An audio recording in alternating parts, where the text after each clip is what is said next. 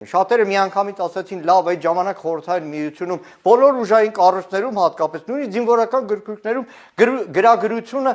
ռուսերեն էր արվում ինչպես է որ իբր Հայաստանի Բաքվում հայերեն է արվում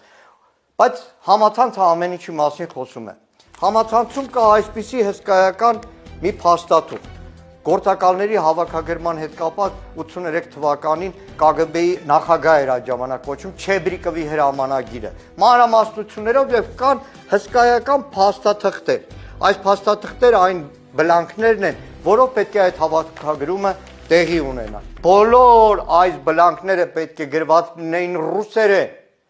մանուշակագույն թանակով շատ պարզ ձեռագրով եւ անուն ազգանուն հայրանունները մեծատառով ու հատկանշական էր որ այդ հրամանագրում կա մի հավելված որով կազմվել են հավաքագրման բոլոր այս թերթիկները գրեթե ամբողջությամբ նույնն է եւ թերևս Հայաստանի ԱԱԾ-ում կատարելով Նիկոլ Փաշինյանի շեֆի հրամանը արագ նման մի իբր կամպրոմատ գտնել Եզրատ Սրբազանի դեմ շատ են շտապել դրա համար ամեն ինչ խառնել են իրար